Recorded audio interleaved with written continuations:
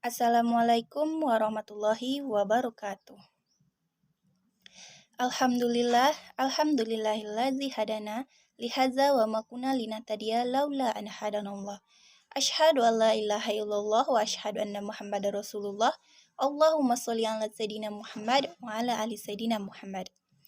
Puji dan syukur kita panjatkan kehadirat Allah Subhanahu wa taala yang telah melimpahkan rahmat dan karunia-Nya kepada kita semua sehingga kita dapat hadir di sini dengan sehat dan walafiat.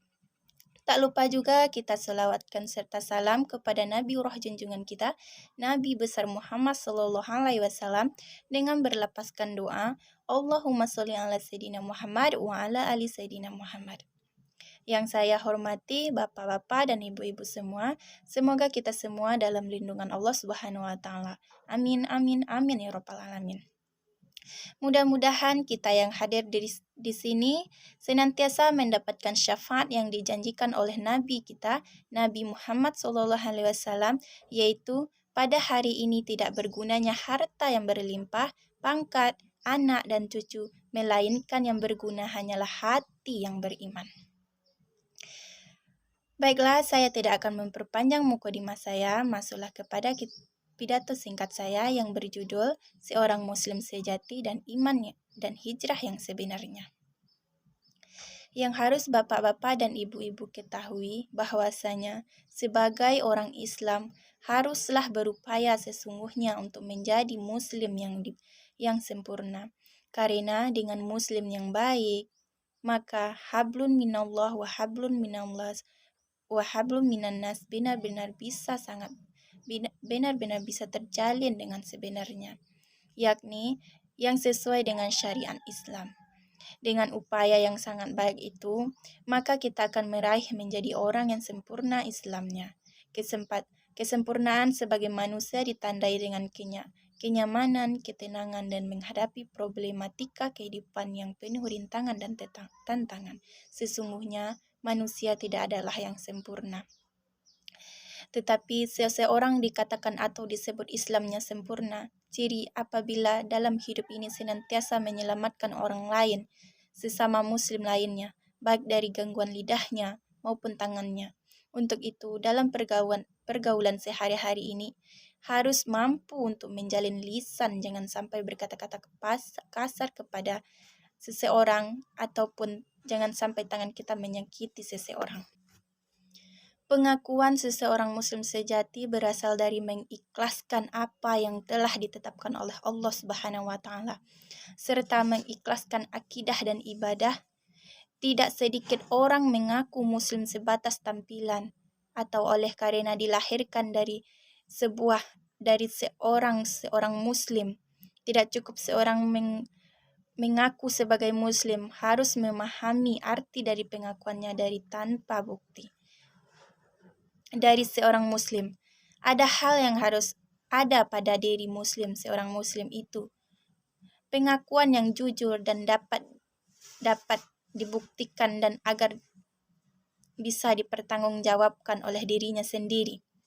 Ada dalam buku Faten Yakan dalam bukunya Komitmen Muslim Sejati agar pengakuan seorang sebagai muslim itu benar-benar adanya. Maka ada hal yang harus dilakukan sebagai konsekuensi atas pengakuan sebagai muslim sendirinya. Itulah arti dari seorang muslim yang sejati. Kemudian kembali kita kepada hijrah yang sebenarnya. Disebut juga dengan yang sempurna Islamnya. Bila dalam kehidupan ini senantiasa meninggalkan pekerjaan jahat dan beralih kepada kebajikan, dan inilah dinamakan hijrah yang sebenarnya. Menjauhi segala larangan Allah Subhanahu wa taala dan menjalankan segala sesuatu yang telah ditetapkan oleh Allah Subhanahu wa taala. Dalam hal ini Nabi Shallallahu alaihi wasallam bersabda yang bunyinya, Bismillahirrahmanirrahim. Al-maslimi man salimal muslimina lasanihi wa yandahi wal mahajirunu hajara manahallahu anhu. Yang mana artinya, Orang sempurna Islamnya ialah orang yang menyelamatkan orang Islam lainnya dari gangguan lidahnya dan tangannya. Dan orang yang berhijrah sebenarnya ialah orang yang meninggalkan apa yang dilarang oleh Allah Subhanahu wa taala. Setelah Nabi Shallallahu Alaihi Wasallam bersabda, kemudian Allah pun berfirman, yang mana barang siapa yang berhijrah di jalan Allah, niscaya mereka mendapatkan di muka bumi ini tempat hijrah yang luas dan rezeki yang banyak. Barang siapa yang keluar dari rumahnya dengan maksud berhijrah kepada Allah dan Rasul-Nya, kemudian kematian pun menimpanya sebelum sampai ke tempat yang dituju, maka sesungguhnya tetap pahalalah yang di sisi Allah, dan Allah Maha Pengampun lagi Maha Penyayang. Pada surah An-Nisa ayat 100. Lalu makna hijrah seperti apa yang dapat kita terapkan pada era yang sekarang ini? Kita dapat menerapkan penyampaian bahwa hijrah yang dilakukan dapat berupa pindah pekerjaan dari orientasi duniawi menjadi ukhrawi. Saat ini muncul gerakan pemuda hijrah di berbagai daerah dengan motivasi positif ingin hidup yang singkat ini bermakna dunia akhirat. Hijrah makani tempat itu telah berlalu di masa Nabi Shallallahu Alaihi Wasallam. Sekarang mari menjadi pribadi yang selalu pindah dari kebiasaan buruk beralih menjadi muslim yang sejati, yang berharap ridho Allah Subhanahu wa taala dan maghfirah Allah Subhanahu wa taala. Hijrah perbuatan inilah yang dapat kita lakukan di zaman sekarang ini.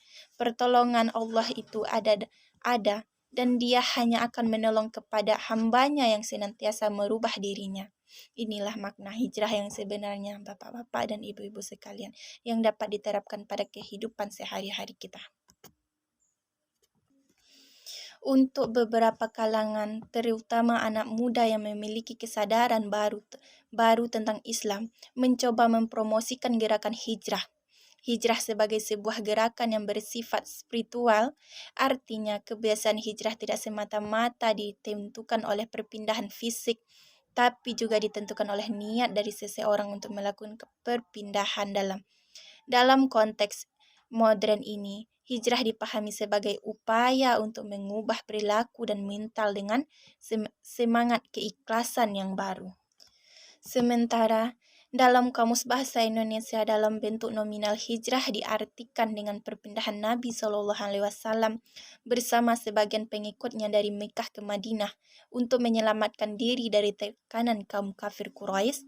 Dalam bentuk verbal, perpindahan atau menyingkirkan untuk sementara waktu dari suatu tempat ke tempat yang lain yang lebih baik dengan alasan tertentu untuk keselamatan, kebaikan, dan sebagainya. Hal ini disebabkan karena sebuah hijrah itu mempunyai makna tersendiri lebih dari sekedar harfiahnya. Hijrah membawa akibat yang sangat jauh dalam pemantapan ajaran Islam, dilihat dari segi sosial, politik, ekonomi, pendidikan, dan sebagainya, bapak-bapak dan ibu-ibu. Hijrah ini didorong oleh beberapa tekanan yang dilancarkan oleh seseorang kaum Quraisy. Pertengahan atau akhir tahun keempat kenabian, terutama diarahkan kepada orang yang lemah, mereka mulai berpikir untuk mencari jalan keluar dari siksaan pedih dalam kondisi yang sempit, terjepit. Rasulullah Shallallahu Alaihi Wasallam memerintahkan beberapa orang Muslim untuk berhijrah ke Habasyah, melepaskan diri dari cobaan sambil membawa agamanya sampai kepada tempat mereka untuk menepat. Maka disitulah mereka mengembangkan agama-agamanya, mengembangkan Muslim sejati. Hijrah yang maknanya apa? Mereka di situ belajar untuk menjadi seorang Muslim yang sejati. Demikianlah pidato singkat dari saya. Mudah-mudahan memberi manfaat untuk bapak-bapak dan ibu-ibu semua. Semoga kita semua mendapatkan syafaat dari pidato saya saat sekarang ini. Jikalau ada kata-kata saya yang salah, saya mohon maaf. Saya akhiri dengan wabillahi taufiq wal hidayah. Wassalamualaikum warahmatullahi wabarakatuh.